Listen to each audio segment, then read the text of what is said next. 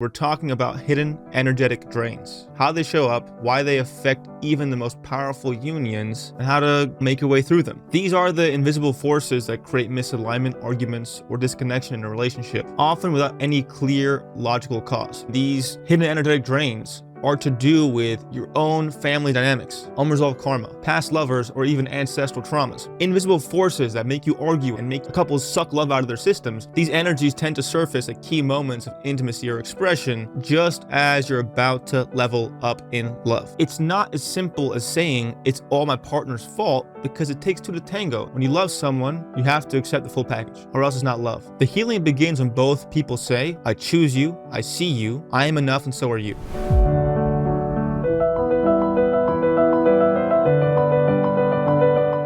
Hello everyone, welcome to a new episode of the New Age Sage podcast. Today's episode is all about how to stay grounded, sovereign, and in love, even when invisible energies try to divide you. So this one's specifically for couples who find themselves in a moment in their relationship when it feels like a fog has come over their love. You're not sure why, but something feels off. You might even feel like someone or something is feeding off the love you built. So even if you're not in a relationship, this is helpful information to know to prepare yourself for when you enter one. Because I'm laying out the blueprint of what exactly has to happen karmically to overcome certain dynamics to enter into a loving union. So to synthesize it, in this episode, we're talking about hidden energetic drains, how they show up, why they affect even the most powerful unions, and how to, make your way through them. These are the invisible forces that create misalignment, arguments, or disconnection in a relationship, often without any clear logical cause. Okay, so let me unpack this a bit. It may seem a little confusing. You love the person you're with deeply. You choose them easily. You want to be with them easily. There's no other option for you. You're with them. You love them deeply, and you keep arguing over things that are insignificant. One partner wants other to change, other wants other to change too, to meet their standard of what they think should be the way. So you have two people who are arguing over small things because they can't really accept something in the other, and they keep revolving around this karma and this energy and this trauma over and over again, and these arguments keep happening, and then these realizations happen where each person has time alone and thinks, I love this person so much, I want to be with them. Why do these small things keep allowing us to blow up? Okay, every single couple has faced this moment at certain points in time. If they haven't, they've avoided the work. Okay, so I'm speaking to that. If you keep finding love, or you're in love, and you keep circling around these small arguments that happen over and over again, and both of you are stuck in the dilemma of having to change each other to feel safe, this is for you. Now, in each person's head in this dynamic, it can seem super self-flagellating and sadistic, and you get really hard on yourself. You're thinking, I love this person so much, I'm f***ing this up, okay? That's not entirely true. Sure, I'm going to explain the part of you that is maybe f***ing it up, but this episode is devoted to what's actually happening, and I'm going to explain it in a way that it's not you. The you in the present moment right now, listening to this, who's awake, who is aware, and who is a seeker, it's not you that's f***ing this up. There are invisible forces that I will explain in a second that are designed to f*** it up for you to heal. That may sound like a lot and confusing, but bear with me, okay? So let's go into what are these hidden energetic drains exactly. So the egoistic mind feels unsafe, feels like there's a problem. Now, what does the egoistic mind love to do? The egoistic mind loves to project the problem to the partner, because it's so hard to accept that we may be dealing with an unhealed part of ourselves. It's hard to accept that. What does that mean? It means seeing yourself in the mirror and seeing, well, I'm not perfect. I have to heal. I can't bring this to someone. And healing's hard. And the ego's literal job is to avoid healing. That's what the ego does. The ego wants to stay the same way it always was. Healing to the ego means less power. The more healed you are, the less the ego has power over you. So the ego is designed to create defense mechanisms to stop you from healing. And that's what these couples are experiencing over and over and over again, is their ego sabotaging their soul's attempt to heal them by creating defense mechanisms. And the most popular one is the one I'm mentioning, is to say, my partner has to change all these things for us to work. Now, sadly, I meet a lot of women who tell me that their whole relationship depends on their partner, their man, changing. Now, that could be true. It could be true that the man has things that have to change. However, it is impossible, literally impossible, for it to be completely one-sided. Trust me. I know it's hard to accept to the ego. No matter how f***ed up your partner is, albeit physical abuse, that's a different story, two people are playing the same dance. So it takes you to look at yourself in the mirror and see, what wounding am I bringing to this relationship, right? If you're really doing nothing and your partner's doing everything, then there's a wound of you of staying there.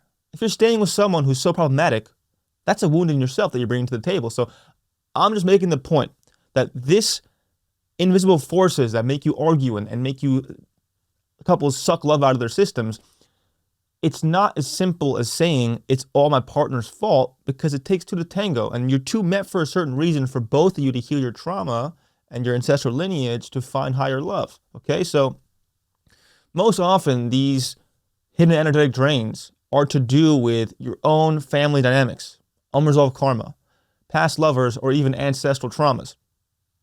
These energies tend to surface at key moments of intimacy or expression, just as you're about to level up in love. Okay? Why? If you meet the one for you, the end game, the chosen one, whatever linguistics language you want to use, that love is so pure, so beautiful, it wants to be experienced in the highest way possible. Now, if your souls and your soulmate want to experience the highest love possible, what has to happen? Anything that isn't the vibration of the highest love possible has to go away. Now, what has to go away? Thinking patterns that pull you out of love. Okay, what are thinking patterns? Thinking patterns stem from protection from unresolved trauma. Okay, what's the unresolved trauma? My childhood, right? What's the childhood? It's the parent loving you the way they love themselves, and they're projecting their family's trauma to you. So it essentially has nothing to do with you. It's all about clearing the repeated patterns of trauma your family's handed over to each other for generations, right? That's actually what's happening. Furthermore, at a spiritual level, if you pull up the veil, there's karma. If you're at a point in love where you're about to fall into the deepest love possible, but these little things are nagging at you, you failed that test in every incarnation, or else you wouldn't be dealing with it. That sounds like a lot, but if you're at a stage in love where you love the person with all your heart, it's the one, you feel it, and you keep bickering all the time, it's just a reflection of both of you have never been here before. You've never found that deepest love possible because you've always broken it by not healing the patterns in different lives. So in this life, when you really listen, if you listen to this podcast, you're ready. You're ready to fall into the highest love possible, but you have to clear all the family lineage of trauma and inversions of love. And you have to look at your own karma and say, anything I'm bringing into this relationship that's wounded is also come from other lives that have never completed the mission, right? I'll get into this deeper further, but I'm going to share my vulnerable side of it, of what I bring, okay? So, as a child, this is sensitive, I'm trying to speak from the heart here, I was deeply sensitive and needy. I had severe health issues. I had severe asthma, which meant that I would wake up in the middle of the night and I couldn't breathe for almost every night of my life till I was maybe 9 or 10. I also had severe eczema, so I wake up not breathing and then covered in blood. I was deeply emotionally sensitive. I would cry all the time. I'm a deeply sensitive person, okay? All that combined was a lot for a kid to deal with, right? I didn't feel like I was getting the support I needed and the love I needed to carry that, right? So, I felt deeply abandoned as a child. Now, a kid needs love just as much as they need food and water. So, the baby or the toddler was screaming, crying, cake for food and water, okay? It's the same thing for love. The child will adapt themselves in whatever way possible to receive the love they need to survive. So that's where trauma begins, is we adapt these behavioral mechanisms as children to get the love we feel like we deserve. A need to survive. Now, what was my pattern? Because I felt so abandoned, I wasn't getting attention, I wasn't getting the love I wanted, I had to throw bombs in the mix to get the love I wanted. From my mother specifically, right? So, in the middle of the night, I would literally, this is sadistic and macabre and bad, but it just reveals the degree to which I was wounded. I would scratch myself so much that I'd force myself to bleed profusely. I would hold my breath so I can wheeze harder, just so I can create a scene where my mother can come give me the love I needed. So I was so starved of love that I had to literally cut myself and stop breathing to get the attention and love I needed to feel safe. That's heartbreaking. That's brutal. Now, I love my mother. My parents were just doing their best. So there's no animosity there. It's all good. But just sit with that. Most of us carry that pain, that we felt so abandoned as children that we literally had to create drama, create scenes, and adapt ourselves in a way to receive the love we needed. Now, that pattern, obviously I can't in love, start scratching my skin and holding my breath to get love, right? I can't do that. So what does the ego start doing for me?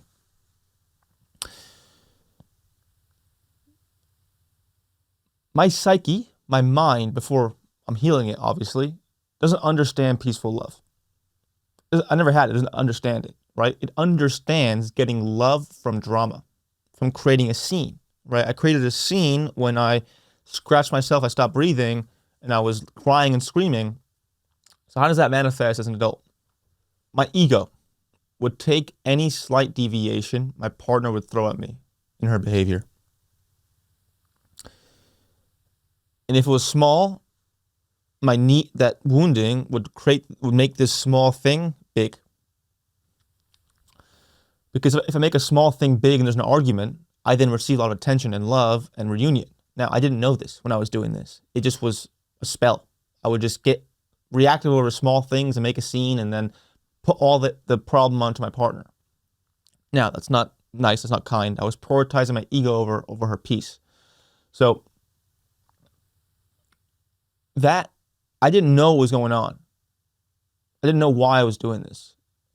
I love this person in front of me so much, and I keep overreacting to small things.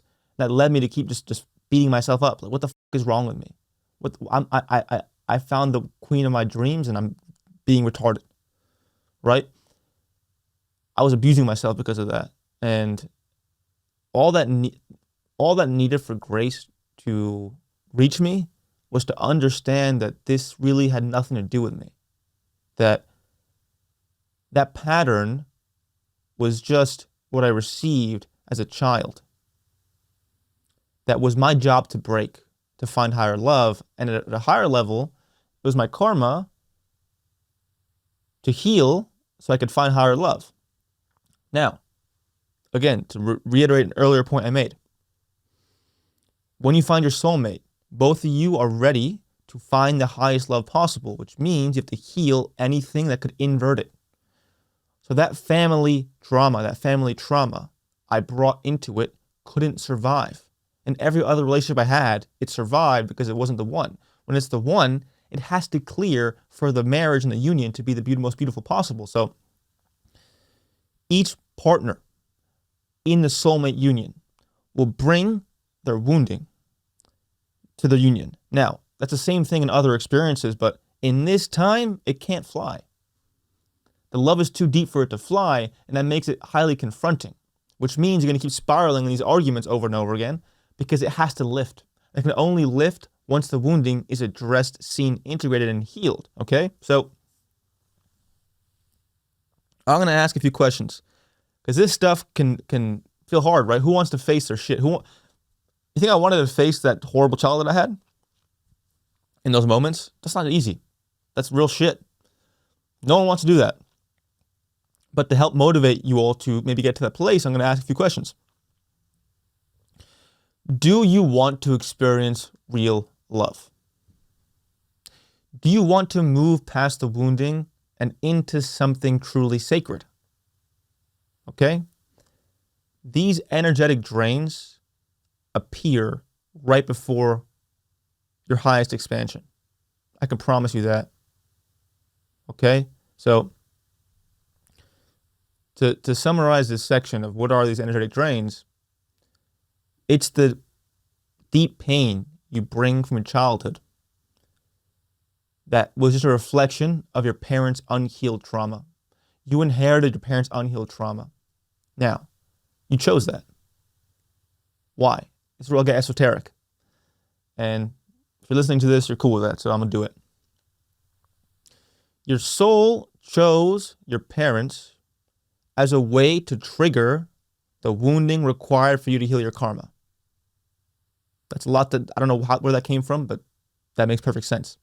I never thought about it that way, but that's what it is. So, my karma is to fully understand my power as the divine masculine, to be pure presence, to be the king I am. That may sound, arrogant and indulgent, but hear me out. I had to incarnate into a childhood with a mother and parents who made me feel so unseen, unloved, or I perceived it that way, so needy, so anxious, so dependent on maternal love for validation, that going through the journey of healing that made me find my power. So we have karma from our souls, from generations that we never healed. We have to incarnate into similar circumstances to trigger the wounding so we can heal the pain.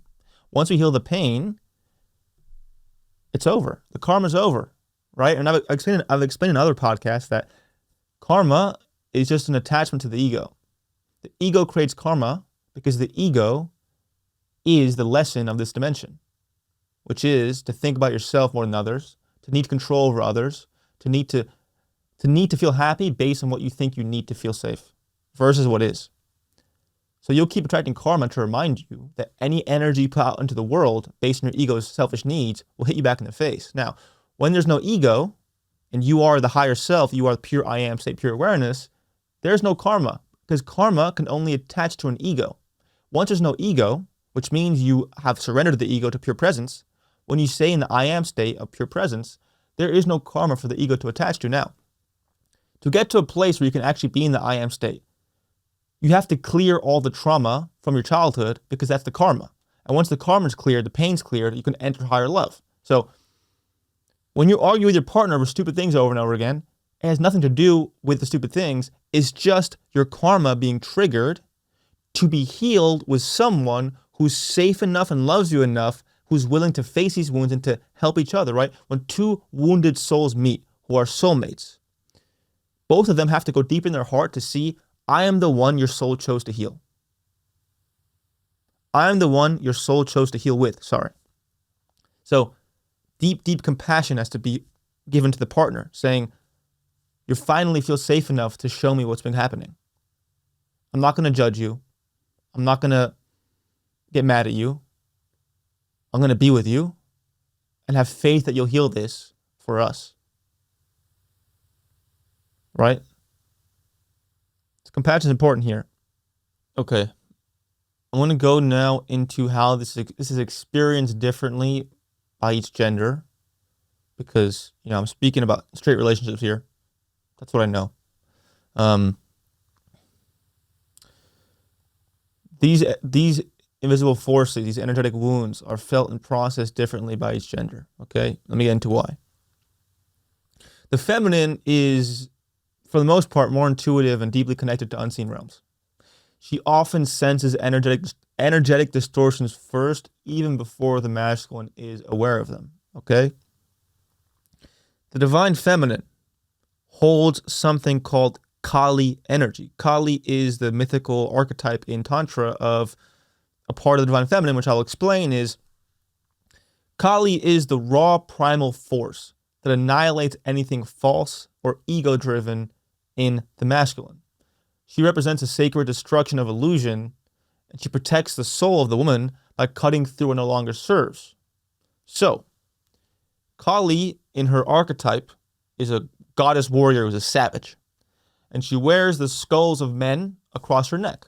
Okay? That may sound insane and evil, but it's a powerful metaphor that the Kali energy in the divine feminine is a protector of the divine feminine's power to not let the male ego dominate over her. So whenever a divine feminine woman feels like the male ego is trying to control or dominate her, Kali will activate and she will snatch the ego, the soul out of the man, and hit him with a bah, whoa, and he's like, whoa, because that level of direct defensiveness is needed for the man to see, holy shit, I'm projecting this stuff onto my girl and she doesn't deserve it, right?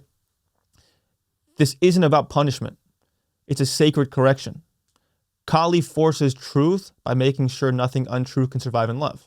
Let me say that again. Kali forces truth by making sure nothing untrue can survive in love. So, there are moments where I was projecting egoistic needs to my partner that were rooted in my unhealed masculine. Now, there are times where my partner met it with equal force. And that's what it took for me to see that I can't do this. I cannot place my ego over my partner's peace. But Kali is what leads the masculine to see that, because a man gets into such a primal place of having to protect. And that's his way to love. I have to protect you from what I think could be a danger, right? And the man has that primal instinct so strong that the woman has to kind of punch him in the face a bit for him to see what he was doing. So now, what's important to notice here is that if you're a woman and you're always having to punch him in the face for years, he's not getting the message. Okay? So a healthy man is not someone who's perfect. A healthy man is someone who can take the criticisms of his woman saying, you projected your ego here and tried to control or dominate me. I can't do that. That man will then see that and feel and in his body and say, you're right, I will heal this. So the best man out there is not the one who's perfect. It's the one who's willing to heal his shit. Because no one's perfect. Therefore, everyone has shit. And the only ones that are good are the ones who can actually face it and heal it. So, women, don't look for men who you may think, he's perfect, he's amazing. Look for someone who's willing to heal. Everyone has shit, and the willingness to heal that shit is what will lead you to a higher love. So I've learned now, thankfully, that when I met with Kali, it's always true. It's always right. And it's reflecting and showing me that I can't bring my ego here. My ego is not welcome in the temple of love. My masculine wounding of having to dominate and oppress is not welcome in the temple of love. And it takes the energy of Kali to call me out when I'm in that place to get there. So men have to understand that when this part of the woman activates, it's not because she hates you. It's just because she wants his love to survive. And she needs you to heal the stuff that could potentially damage it. So essentially, if a woman seems irritable, distant, or avoidant, she may be refusing to participate in your energetic violence. She can't feel dominated or fathered by her partner. She needs to feel met in truth. And Kali has her way of getting there. Okay? Now, what can the man do here? Right? Kali's activated. She's not having your shit. What's that actually pushing the man towards? The masculine must melt the ego into love. This means being still enough, grounded enough, and aware enough to hold the storm without trying to fix it or fight it. Kali can only see herself in the stillness of that energy, right? Shiva, which is the archetype that Kali loves and plays this dimension with, is the force of pure I am stillness. When a man is truly still, truly grounded in pure presence, has no need to control, to fix, to heal, that's when the woman can finally feel loved because she can see herself in the mirror of his heart as she is. No need to fix, no need to control, just looking at you with pure presence, which means I love you exactly how you are. I don't want to change you. I don't want to fix you. Everything about you right now is perfect. When a woman is met with that energy, she melts. And she becomes the divine feminine queen that you've wanted, but it's always been her. Because she knows deep down that you accept me as I am. So the man's mission, Shiva's mission, is to heal all the karmic stories and egoistic projections that come from thinking and ego, to surrender to that into pure presence, into the I am state. Once he's in the I am state, he's the king, right? Women are in a cycle. They have to experience many different emotional outbursts and feelings and different changes in their body constantly. They're always moving. They're always changing. They're what's not permanent. That's what the woman is. You know, I don't mean to use the word chaos here, but it's a beautiful version of chaos. It's the most beautiful tornado in the world because they're always changing. They're always feeling different things. They're always moving, right? That's the feminine. And if the man isn't still, in silence, in pure consciousness, she can't feel safe, because if you're a man and anytime your woman becomes any deviation of her joyous, still, loving, happy state, and you want to fix it and control her to put her in that state, that's not love, right? Shiva stays still amidst all the emotional expression of the feminine, right? Because the feminine can't control that. That's her body has to do that in order for her to be a child bearer and to experience this experience she chose. The man can choose to be still. When he's still and he doesn't move amidst any emotional expression of the feminine, if she's sad, angry, jealous, whatever it may be, and he stays still, staring at her, it shows her, I love you exactly as you are. I love the essence of you. I don't love the performance of you. If you're sad and angry and jealous or any emotion I don't love necessarily, I still love you because it's you. I don't need a performance. I need you. I need you exactly the way you are, right? My dad gave me some of the best advice I ever heard in my life the other day. You know, my mother passed away suddenly, and that taught him a lot of lessons in love. And he told me that when you love someone, you have to accept the full package, or else it's not love. Furthermore, if one day God brought back, or a deity brought back your mom, and God said, you can only have her worst attributes, he said he'd take her in an instant.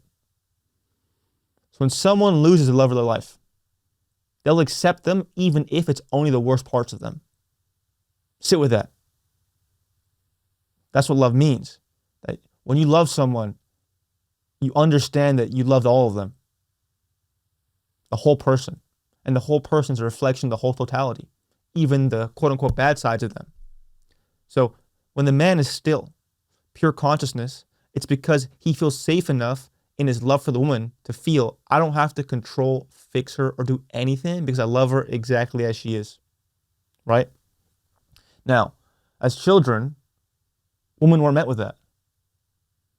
Most women were the victims of parents, mothers, overbearing mothers or fathers who had to constantly change them or fix them or heal them to make them someone they wanted to be.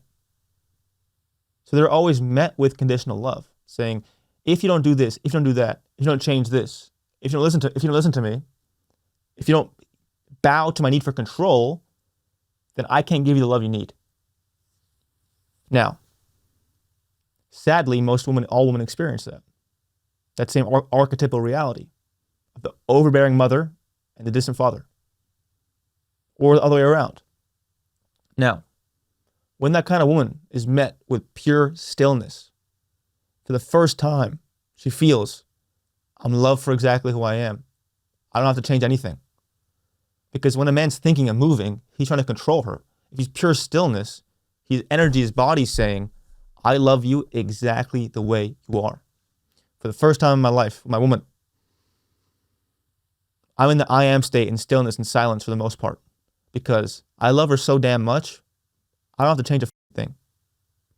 Wherever she is, in any moment she's at, in any emotional state, that's my girl. That's my girl. I'm still, because I know that's my girl. I don't want to change her because that's my girl. I love her because that's my girl. It'll always be my girl. So I love all of it. I don't want to change anything. I know that. Deeply. And that's love. For a man to be so still, so secure, so grounded, because he loves her exactly as she is. I don't have to change anything. I know that because that's my girl. I don't have to change a thing. She's exactly perfect as she is. You know, there's no, any bad part my ego perceives is just the education she needs, that she's needed to be the person she is. So when you love someone, every person has an anti-them, wounding or a darkness in them that pushes them to be the best person, right? So any bad part you see in someone you love is the education they've needed to be the person they are. So I love all of her. And that's the Shiva energy. To be so grounded in love that you don't have to change a thing. And if you're a man and you truly don't want to change a thing about her, you'll be still. Okay? Furthermore, one last point I want to make about this tantric reality is Kali, the energy of Kali, if she activates into destroyer mode, what's more effective? If the man sees Kali moving around and getting angry or jealous and is like, what the f is wrong with you? Why are you being this way? You're crazy, you're a bitch. What the f? Be easier. What the hell's going on here? The woman goes crazier, right? Because she thinks that your love's conditional on me being this peaceful, subservient housewife who doesn't do anything, right? If the man meets her storm with pure stillness, with love, she can see herself purely. And she can see, wow, why am I acting this way? I love this guy. What am I doing here, right? Within the Shiva and Kali mythology, when Kali went on a rampage and killing all these men, Shiva just laid down beside her. And then Kali started walking all over him and screaming, and she looked down and said, why am I walking all over the person I love so much? What the hell am I doing here, right?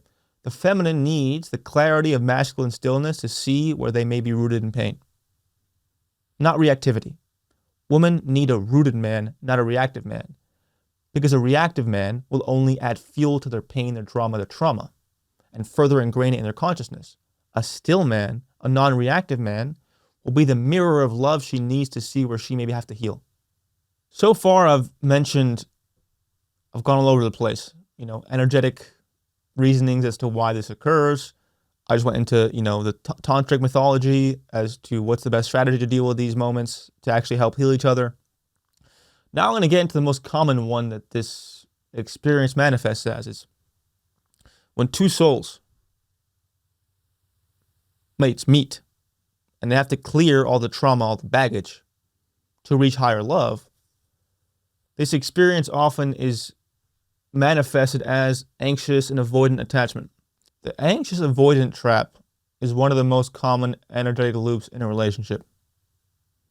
Both partners are acting from the same core wound of, I'm not enough. And they're blaming each other for the creation of that. The anxious attachment person is saying, you won't change the way I want you to change, so you don't love me. And the avoidant is saying, if you love me, you wouldn't want me to change. And it's this constant back and forth, right? Let me explain this a little deeper. The anxious partner seeks reassurance and connection to feel safe. Due to this, they may become clingy or overly giving. They need more and more to feel safe, always asking for more, but this is because they cannot regulate themselves. So the anxious attachment person gets triggered and feels like they're not enough, which means they'll go and seek reassurance to prove they're enough. But that's a never-ending game because someone else can't make you feel like you're enough.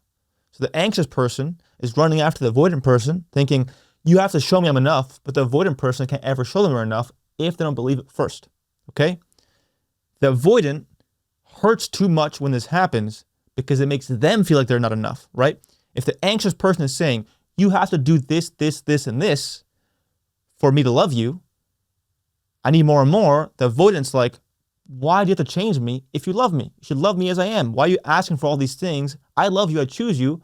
Why are you making me change so much?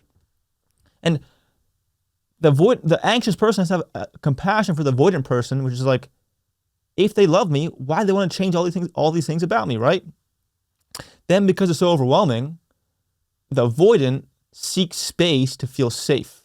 they withdraw to avoid feeling overwhelmed. So the anxious person brings all these things saying, you have to change all these things. You're not enough. Why are you doing all these things to hurt me? And the avoidant's like, what the f? I love you. Why are you bringing this to me? It's too much to feel. So they pull back and they get overwhelmed. And then the rat race goes. Then the anxious person takes it personally that they're distant and they want to reconnect. Okay. That's the tale that most people in these dynamics experience, right? And why do soulmates experience this? Why do soulmates incarnate with this pattern of anxious and avoidance, right? I'll explain why.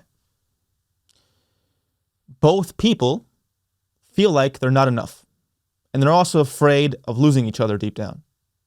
The anxious fears being abandoned. Period. The avoidant fears being consumed. So, the avoidant is thinking, I love this person so much. I choose this person. Why do I need to change so much? The anxious person thinks, I love this person. I choose this person. Why won't they do exactly what I need to feel safe and loved? Both love each other deeply. That's the truth. That's what people have to realize. If you're in a relationship and you love each other, you chose each other. If you're a high quality, high value person, you can have anyone you want. Attractive, nice people are rare to find in the world. These people can have anyone they want, but they choose you. Both people have to sit with that reality deeply and feel that to feel safe. Now,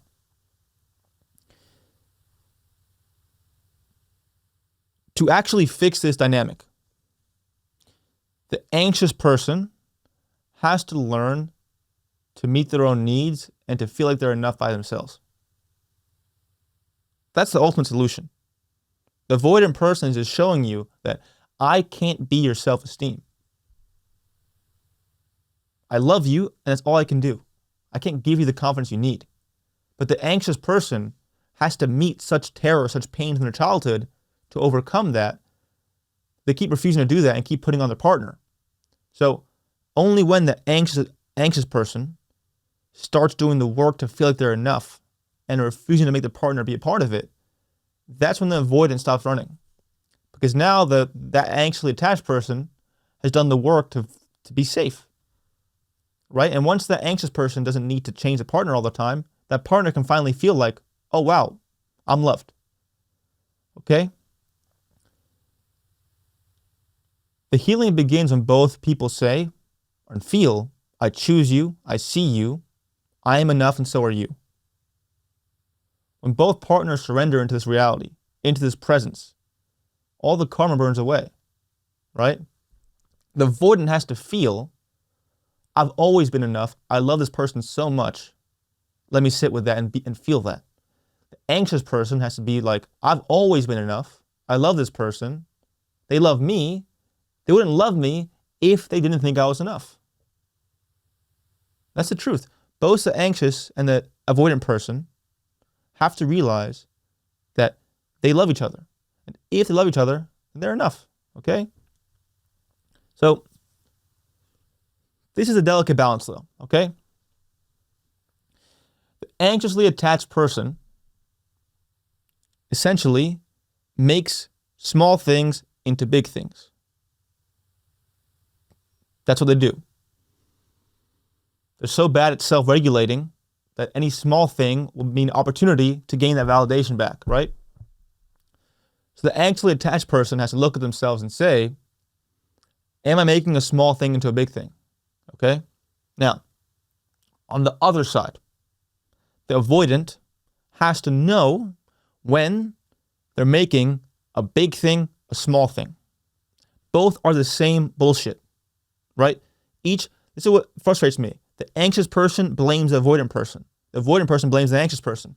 But it's the same bullshit in different mirrors, right? The anxious person makes a small thing into a big thing. The avoidant person makes a big thing into a small thing. So both people have to meet into the truth and see what's actually a real issue. What's something worth dealing with? And there is stuff worth dealing with. But the anxious person has to sit and think, am I making a small thing a big thing? The avoidant person has to think, am I making a big thing a small thing? Once those two people really understand that and sit with that, it dissolves. Because both are avoiding the truth. The avoidant doesn't want to deal with anything. The anxious person wants to deal with everything. And they have to meet in the middle, which is bringing actual issue to the table that means something, right? So if the anxious person brings an issue to the avoidant person, the avoidant person has to understand and feel that this could be an actual issue. And if that's true, I have to accept that and change, right? The anxious person has to be like, am I bringing something that's actually important, or do I just need to regulate and have an argument to feel safe? Okay? And that's the work. Now, this pattern is beautiful. The anxious-avoidant dance is beautiful because it makes two people have this karmic family wounding that makes them this way, that they can't feel fully safe in love and willing to heal themselves to get there. If two people were exactly the same, they wouldn't be able to trigger what needed healing. So the anxious avoidance stance is the path souls choose in this reality to meet with enough friction to cause triggers to have to heal their own shit. The avoidant has to learn to face their shit and heal it, and the anxious person has to learn to face their shit and heal it. But that experience manifests in this way because both trigger each other in a way to release that. The anxious person is saying, hey, you have shit you have to heal, and the avoidant person has to say, oh shit, I do. The anxious person has to understand that, oh shit, I have shit to heal, and the avoidant person shows them, yeah, you do. It's the same thing manifested in different ways. So, last night I watched a movie called Eternal Sunshine of the Spotless Mind. And it was no coincidence I watched it last night because it portrays exactly what I'm talking about, which is the plot of the movie. And I don't think it's a spoiler because it's just the way it is. You can see it in the trailer. Two people fall in love. They love each other deeply. They're soulmates. However, they keep arguing over bullshit over and over and over again. It gets to a point where it's so extreme, they choose to break up. After they choose to break up, they choose to go, this is where the sci-fi element comes in, they choose to go to a clinic that helps wipe them of their memory to forget each other. Now, what ends up happening is they forget each other, but their bond, their soul contract is so powerful that they meet again and they fall in love again. Right? And what's funny about the end of the movie is that they realize that they burn each other's memories and they gain the tapes of recording that show why they split up in the first place. And they hear those things and they say, and the most beautiful part of the movie is you have the woman saying to the man, I have all these crazy things. I'm going to bring all this stuff to the table. And the guy's like, okay. And that's the Shiva energy I discussed. The man loving the woman enough to feel that, yeah, you have some shit, so do I. I still love you. Oh, so what? Let's do this dance. Okay? Now, what's the point of this plot? You meet the same soul over and over again in different dimensions, timelines, and realities to get it right. Why? That person is perfectly designed to trigger your pain in a way where you have to heal it. And the only way you heal it is if you make the relationship work. How funny is that? The minute you heal the anxious avoidance dance, the minute you heal this dynamic, the family trauma, the karma, all the stuff, the minute you heal that, it's done. You experience the love. Your souls want to experience that love so badly that you will come back over and over again into this reality just to get it right. And getting it right literally means just melting into love, into being brave enough to face what's causing you to divide, to look at your family trauma in the face with real truth and say, I got f***ed up. I have to heal this shit. And once you heal it, you're met with the deepest love possible. I'm finally doing the work, the real work it takes to heal all the trauma I'm bringing into my partner. The first time I've cleared it. I've genuinely cleared this stuff. It's crazy. I'm living a whole different reality because My partner and I chose this lifetime to heal everything, to experience the highest love possible. What a gift, right? The person you're having this dance with, when you truly love each other and you keep finding yourself loving them over and over again, no matter how many times you break up, that experience is designed to heal you so you can love. What breaks my heart is to see these couples that love each other so deeply calling it quits because they can't figure out the anxious avoidance dance. But that dance is what is needed to clear and heal what you have to heal to experience the highest love. So just know that when you heal the pain in you that makes you feel like you're not enough, once you become enough and you feel it, and you melt into the fact that this person chooses me, I love them, I've chosen them in every single lifetime, I love this person so damn much, I want to heal what's stopping us from experiencing it. Let me say that again. I love this person so damn much, let me heal what's stopping me from experiencing it. And once you do, it's all roses. I've never experienced the way I've experienced right now my whole life, in any life ever. I love this woman so damn much that it's melting all pain, all ego, because she deserves the highest love possible. So do I. And what it takes is to finally look at yourself in the mirror and see what pain am I bringing into this union that is my karma, my family's trauma to heal. Okay? So, to conclude, I'm going to mention some practices that help a couple do this, right? The most powerful thing you can do is, as a couple, every night pray. Literally pray. And specifically pray for grace, God's grace, your ancestors' grace, your guide's grace and love, and your intention. Like, the universe responds to intention. When you sit with your partner every night and pray and say, we are ready to lift all the inversions of trauma that's causing us not to experience the highest love. We love each other so damn much.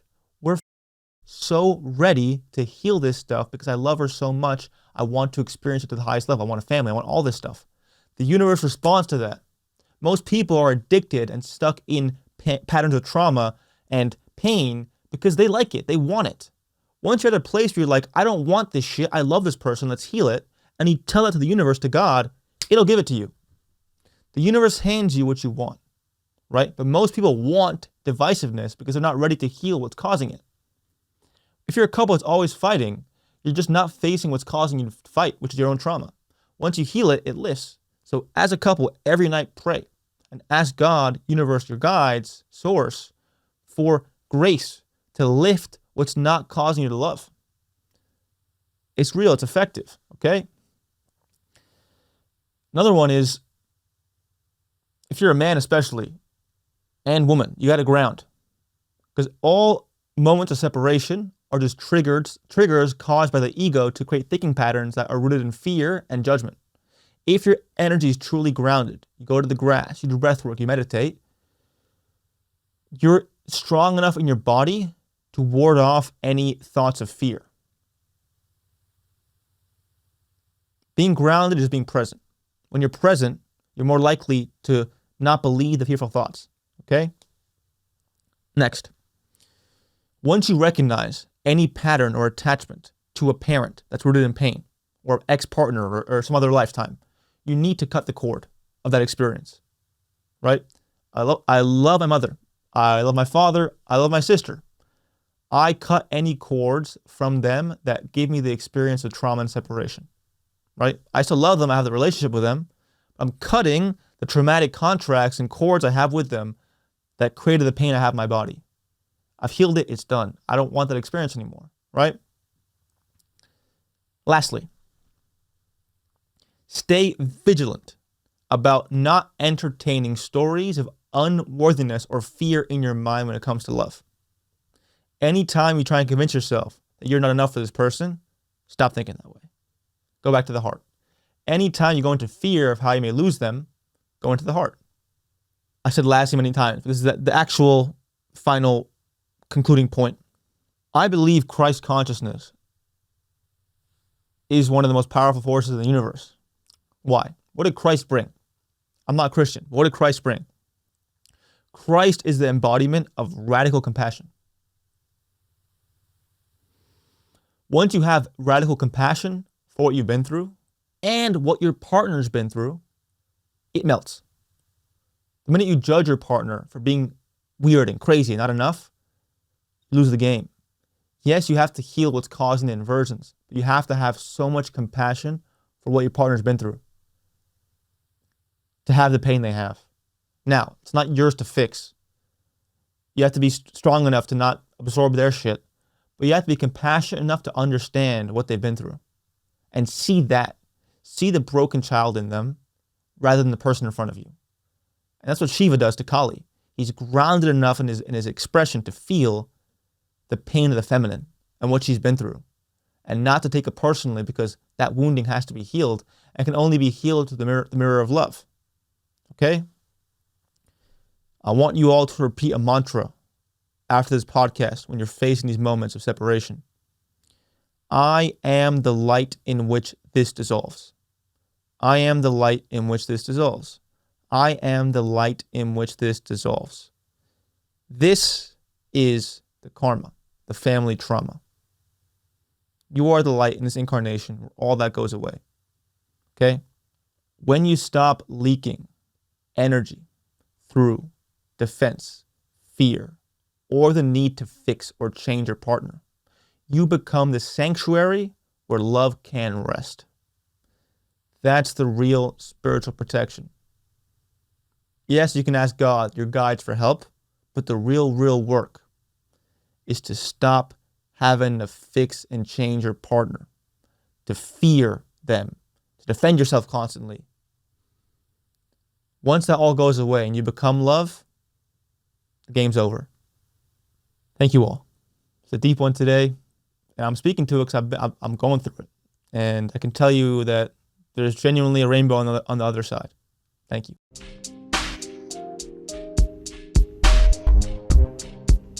I hope you enjoyed that video.